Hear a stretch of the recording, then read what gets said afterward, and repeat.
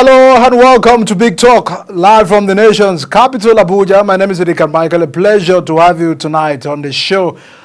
A lot of political developments in the nation. From the look at of things, it is more trouble for Senator Natasha as the constituent has now taken the matter now towards the Independent National Electoral Commission. They have released a letter.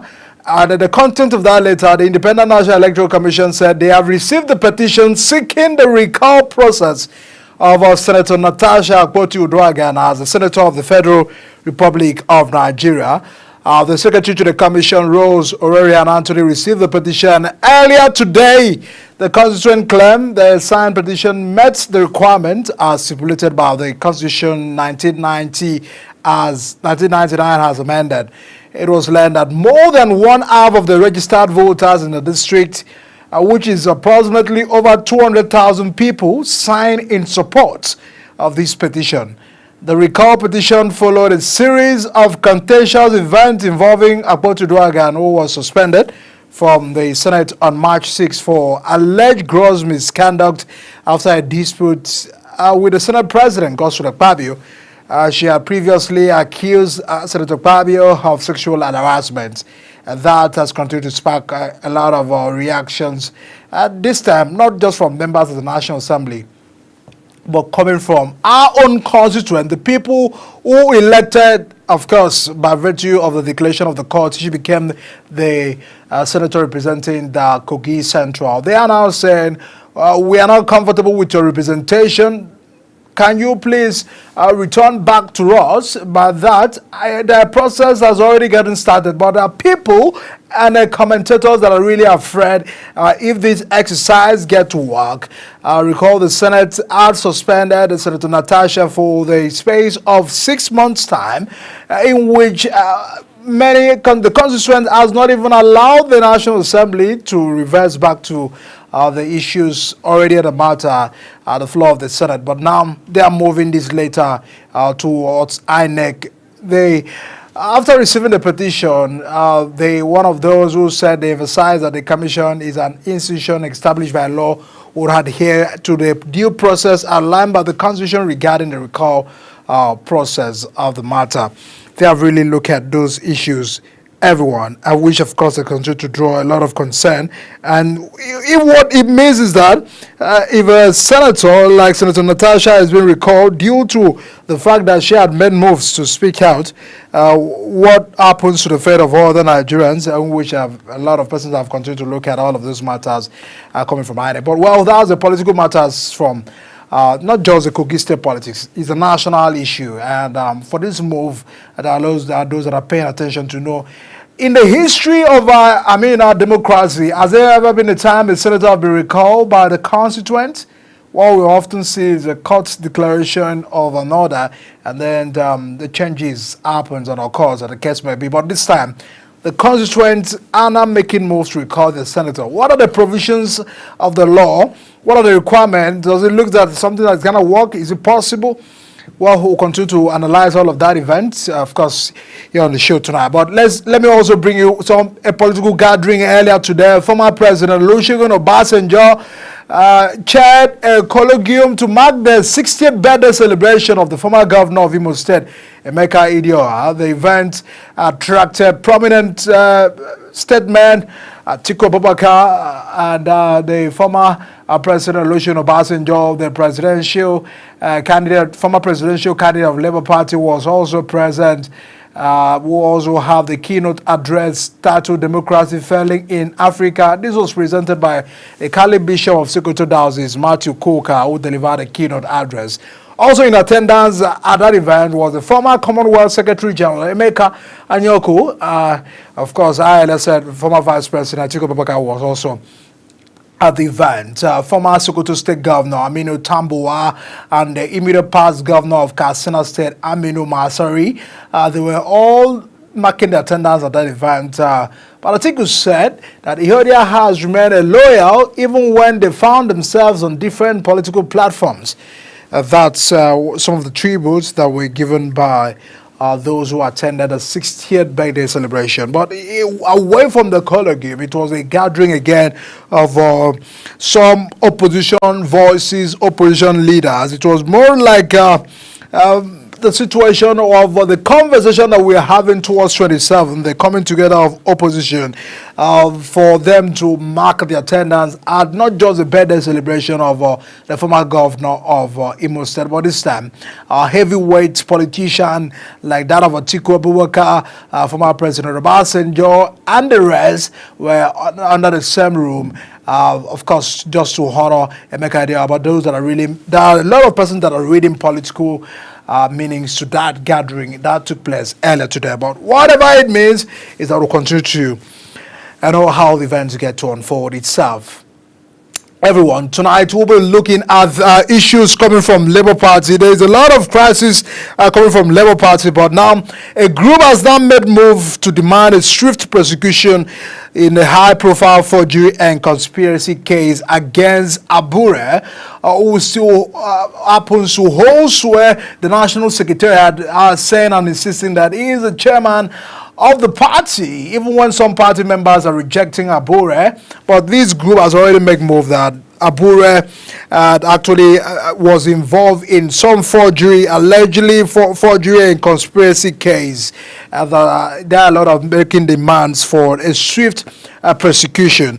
That's what really had happened earlier today in Abuja. We'll be joined by that convener to, of course, give us an understanding what is the fate of Abure in the Labour Party. It doesn't look that Labour Party is gathering momentum or losing as we continue to look at opposition parties right here in Nigeria ahead of the 2027. SDP at the other end are now having a concern about bringing some members close, new members close to the party.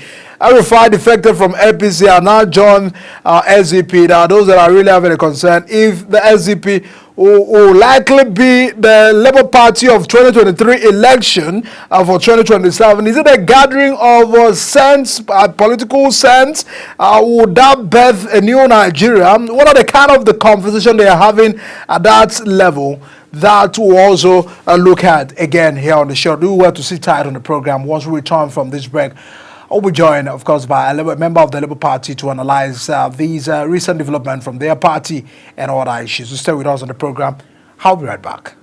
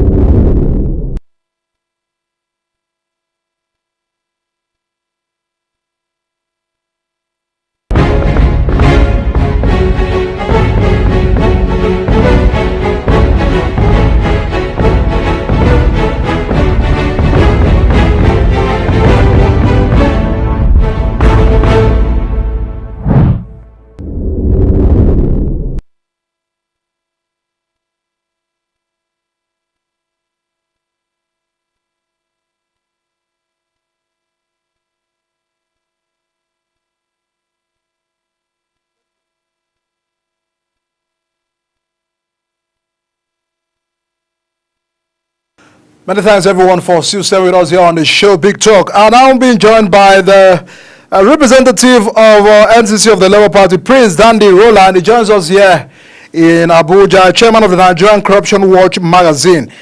You held a press conference to highlight the urgency of the matter, also calling on the Federation and the Minister of Justice to expedite the prosecution of Barrister Julius Abure.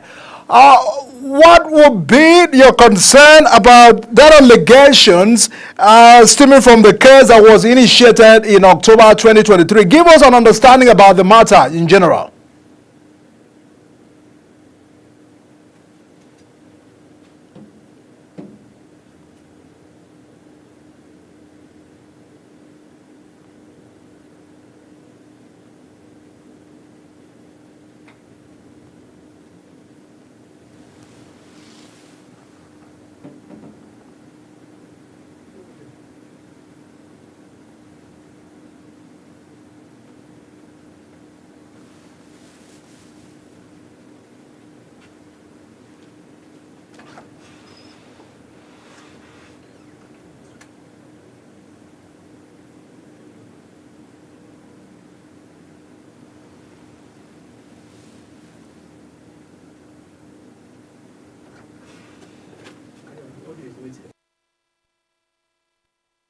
Mr. Dandy, I'm sorry, we can't hear you. Please, can you unmute your mic so that we can hear you clearly? Look at the audio, please, and unmute your mic.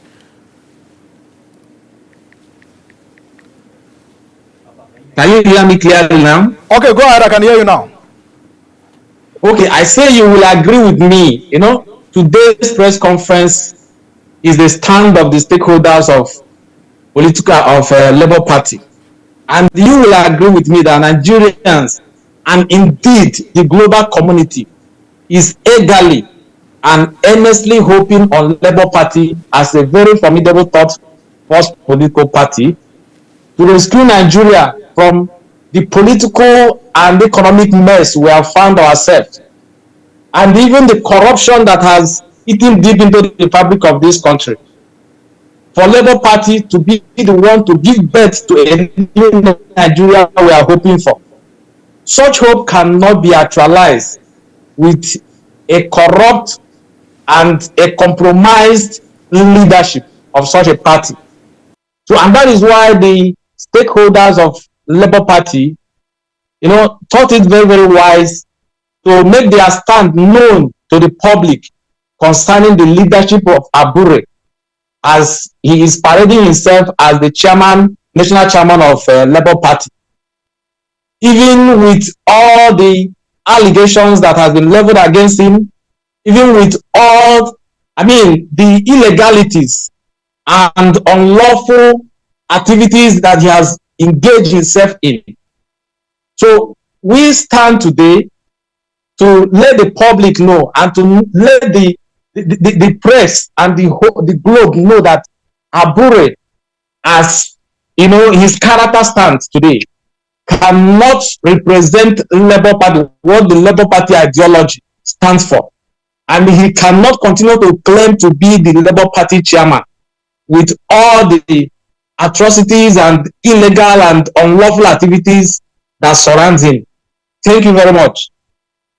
You were mentioning of some issues, those that are having a concern about the March 2024 convention in Nnewi, Anambra State.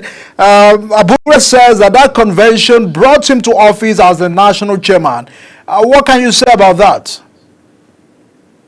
That convention, or that Nnewi convention, did not stand the constitutional requirement. It did not stand, it was not approved by INEC. INEC rejected it. And you know, such a convention cannot, be used as a party convention when the INEC is not party to it. So INEC is not in support of that convention. INEC did not approve that convention. And the stakeholders of Labour Party, did not approve that convention. And there's no way that convention, whatever that is the outcome of that convention, can be used to determine the leadership of Labour Party. That is where the stakeholders stand. Or inaction of Abure is also affecting the image of the party. Exactly. You are right. That is actually the truth. And today we presented to the public, what people have not known so far concerning Abure, that the Inspector General of Police, through the first CID, establish a prima facie case for which Inspector General of Police, recommended for Abure's prosecution. He forwarded and recommended to the Attorney General of the Federation the prosecution of Abure for forgery, perjury, and criminal conspiracy. And as that has been on the table, we have not seen the action of the Attorney General of the Federation in that matter. And that is what the stakeholders are pressing, that the Attorney General of the Federation and the Minister of Justice should keep the ball rolling by bringing Abure and 4 others that committed the crime to court, for them to answer for the criminal conspiracy and the forgery and the perjury which has been established through the investigation against them. I mean, those that are really having a concern about if the issues is being delayed, what possibly may be the action away from these statements that your group has made today? It's not just an ordinary statement. We are going to match the statements with action.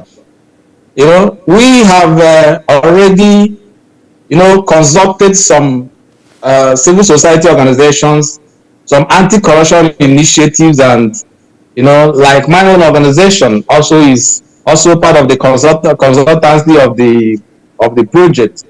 You know, we are going to mobilize. We are going to make sure that we make strong demands from the Attorney General of the Federation and the Minister of Justice to do the needful, because that is what will place Nigeria, you know, in the eyes of the globe as a nation that is actually against corruption. Having such, you know, cases that have been, you know, recommended for prosecution, and the Attorney General of the Federation, you know, keeping it as if he kept it under the carpet, you know, it will not bring Nigeria to a good light in the global, you know, eyes. So that is why it is very, very necessary that the Attorney General of the Federation should start the action immediately. We are going to match our statements with action. We are going to mobilize heavily. We are going to add protests. We are going to, you know, make sure that Abure is brought to court immediately, so that the name of Labour Party, you know, will not go down to the mud because of just one person, Abure. That is the stand. Is this a political witch hunting Abure out of office as the chairman that he is holding claims to? No, it's not. There's nothing like political witch hunting. It is a kind of cleansing, you know, Labour Party coming to, you know, you see, we have so many elected officials that have left Labour Party as a result of the crisis, as a result of the attitude of Abure, as a result of the illegalities and the unlawful activities of the Abure claimed leadership. And we cannot continue to lose our, you know, elected officials because of Abure's activities. We cannot. So that is why Labour Party comes to cleanse, you know, his house. Labour Party has come to clean Labour Party, to make sure that Labour Party will not just, you know, with all the efforts that the party made to come up to the limelight during the 2023 general election, we cannot allow it to be just eroded like that as a result of illegal and unlawful.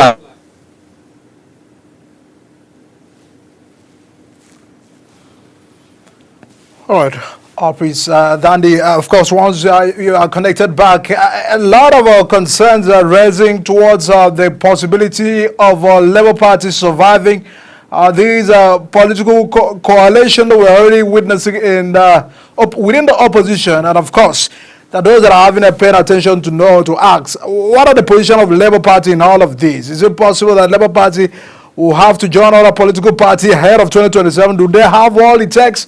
Would they be able to have that turnout again for 2027, just as they had in 2023? Prince Dandy, I mean, you are looking at sanitizing Labour Party. Of course, some of your members in the National Assembly have defected. Even some persons that supported your party in 2023 are worried about the popularity again of your party. Already, SDP seems to be taking advantage of the moment.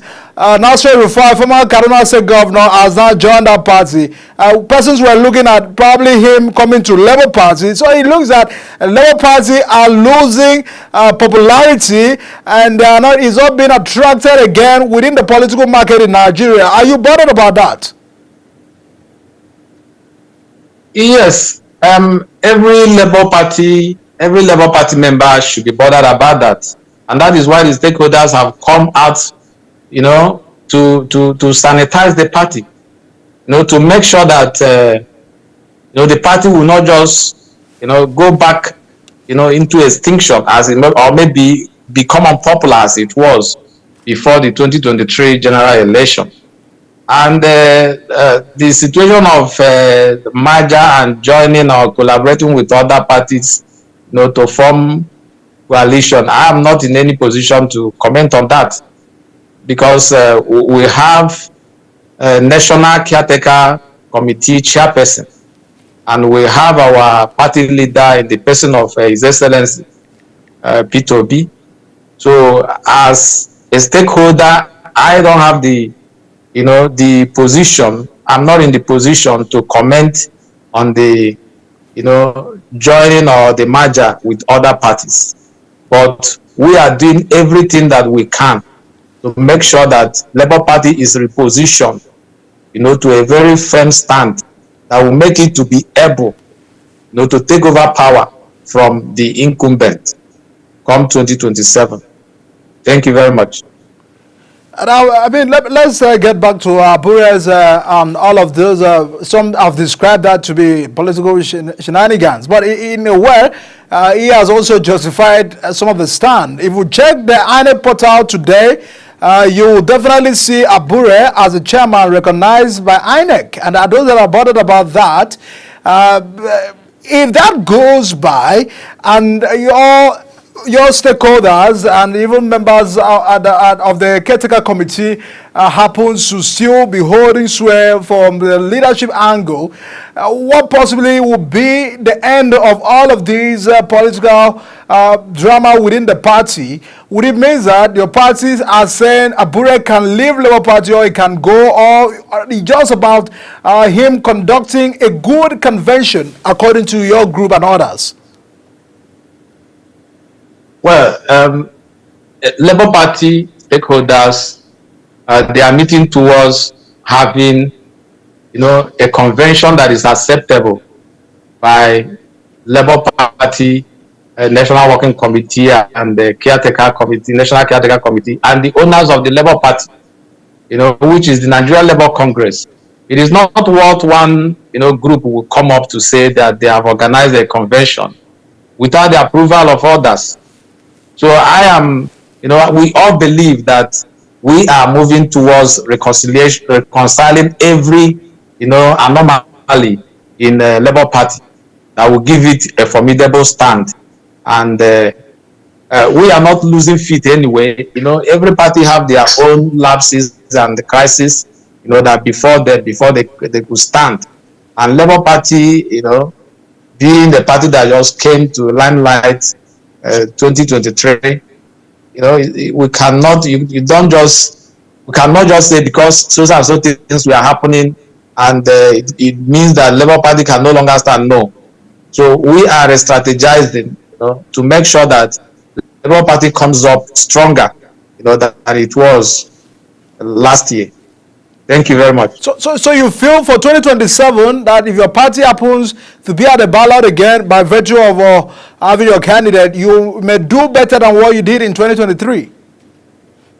Exactly. Better than 2023.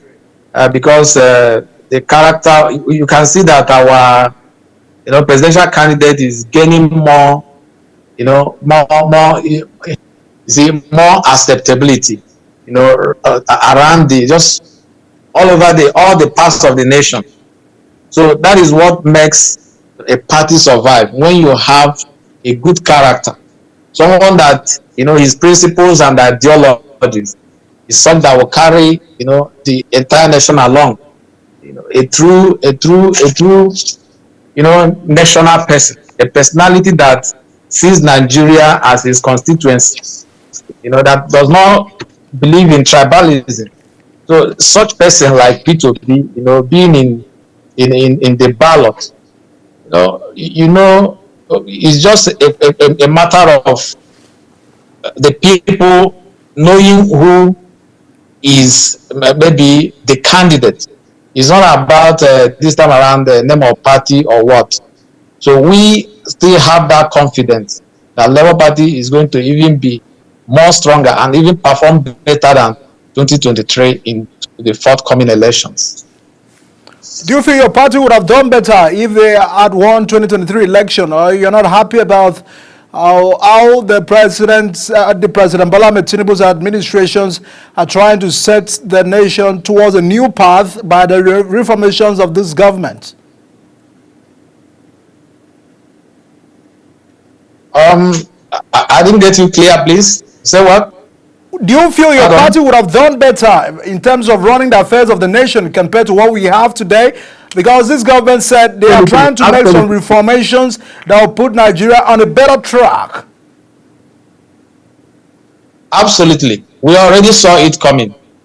We saw the consultations, we saw the movements, we saw all the preparations that our presidential candidate had in place before the general election, before the presidential election. He had a wide range of acceptability, both outside Nigeria, both outside the country. Who would have performed better? Nigeria would have been more repositioned, both economically and socially. We believe that winning, or let me just use that word, not winning, not being declared the winner, as it may, was a very serious setback for this country. We would have performed better, far better, and absolutely better. That is just the reality of it.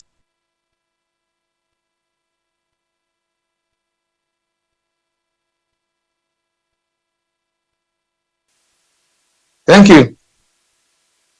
A lot to be said. Just before I let you go, what is the future of Labour Party as it stands now, and the matter that you've raised, if you now lead a protest to the Ministry of Justice or to the Attorney General of the Federation, do you feel that a prosecution will be met? Well, we believe that because our nation, Nigeria, as we are going towards the anti-corruption, the federal government anti-corruption programs cannot be eroded. The federal government is the one fighting corruption, and in this case, they cannot be different. They cannot be different.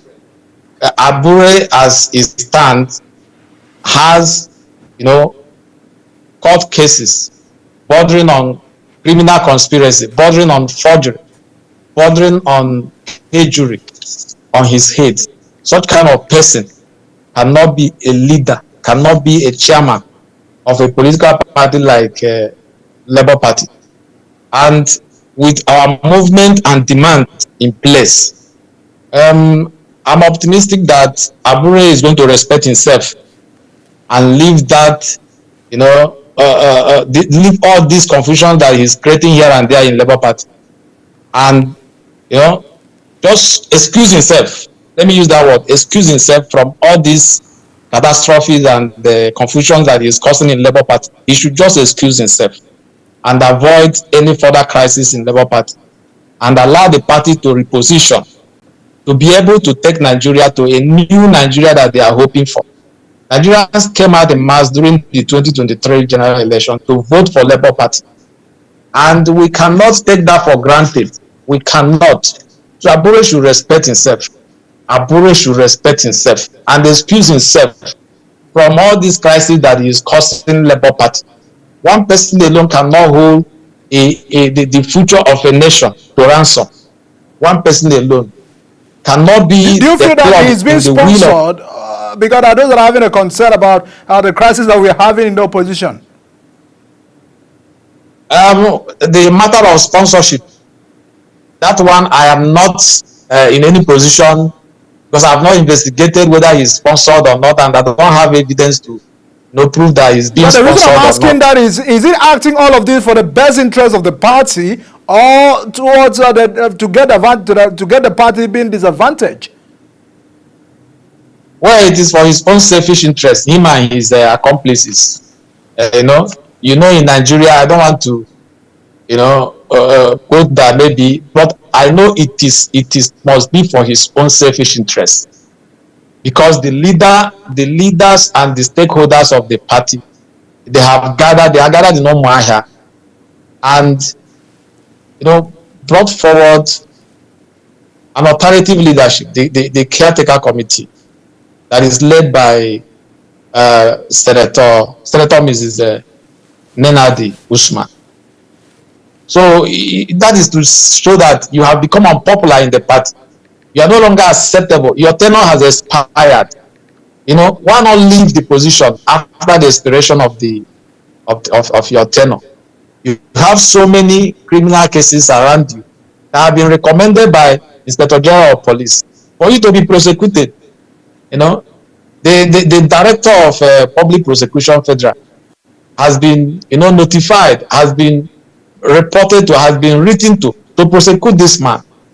And even with such kind of a person of such, a person of such kind of questionable character, being the leader of a political party, what do you expect? Some people with, some people with integrity will not like to join that kind of party. That is why it is good for him to excuse himself and allow peace to reign in the Labour Party and let the crisis stop. He is the bane of Labour Party as it stands now, with all these things in place.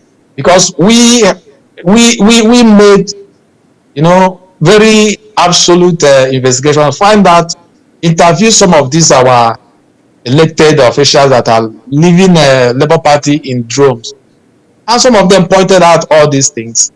Some of these things are in public domain. We have certified true copies of all these recommendations from the force headquarters that this man, that prima facie case has been established against him. And some of these our elected officials don't want to associate with anything that is illegality. So as it stands, all the rules of, his position, they are all, a kind of lined up in either illegality or, criminal tendencies or corrupt practices, all those accusations. So such kind of person cannot continue to, head a party that Nigerians are looking forward to be the rescue, to rescue Nigeria and give birth to a new Nigeria that we all are hoping for. So I believe he is doing all these things for selfish interests, because the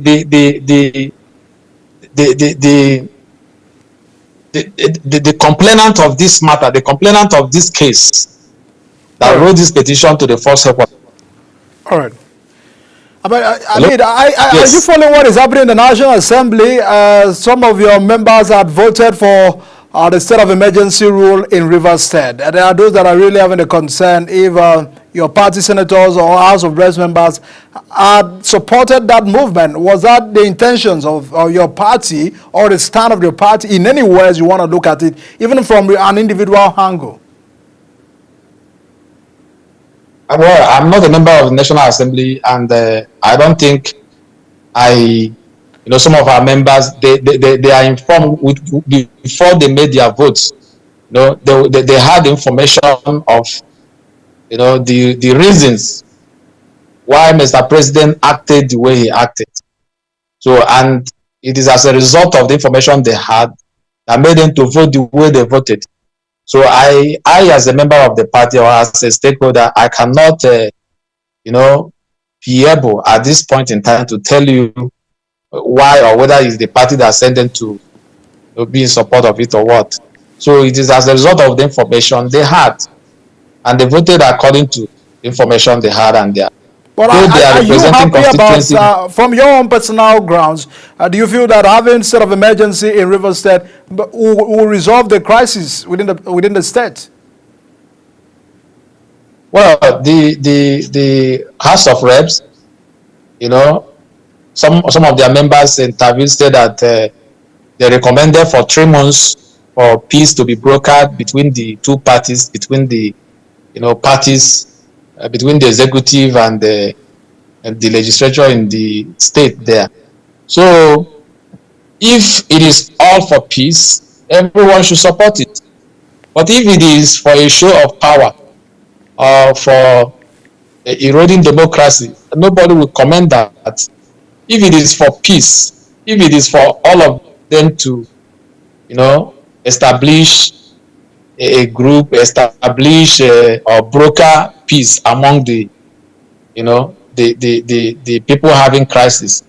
It will be for the betterment. It will be for the good of the people of Rivers State, instead of the state to continue to linger in crisis between the executive and the legislature, thereby causing the federal government to suspend their allocation, their state allocation. If the National Assembly will just do as they promised by brokering peace among them and bringing peace and sanity into governance in Rivers State, then it is, let me just, do I use the word recommendable or maybe, but I am not part of the National Assembly. To me, when that declaration was made, I was sad about it. I wasn't happy with it, but with so many explanations and enlightenment coming out from it, someone may see it as it may be a blessing in disguise for the people of Rivers State, since it is not an indefinite suspension.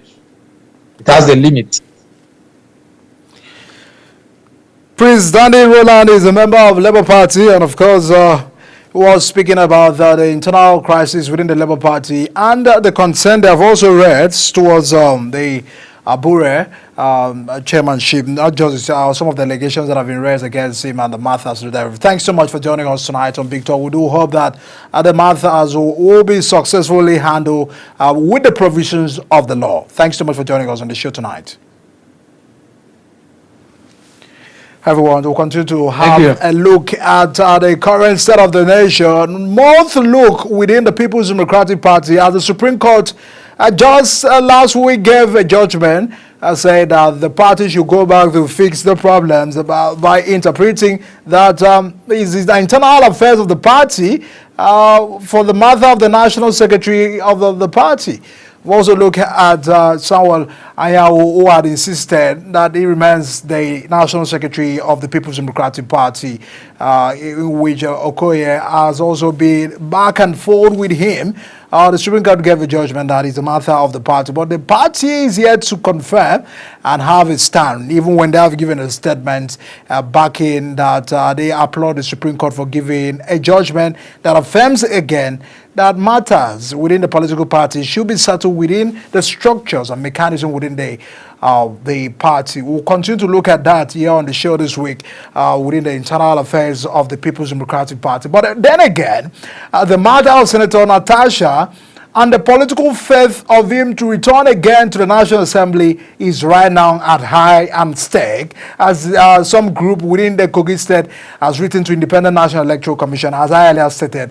Now, INEC has confirmed that they have received this petition and they are already making move. The constituents are petitioning her for to recall Senator Natasha on the grounds of loss of confidence. They have stated almost 6 points towards that later, raising concern and also receiving some signatures of some of the constituents of Senator Natasha in the process. But for INEC to say that we have received it means that the constituents have already started the process, and it's not just what to look and keep eyes closed. Matters of this nature may look political, but what happens if it gets successful? It means that the voice of Senator Natasha will be lost at the end of the day. Well, we'll continue to monitor that development to know what it means for not just Senator Natasha again, but for Nigeria's democracy. It has never been before that constituents have successfully go through that route to recall a senator.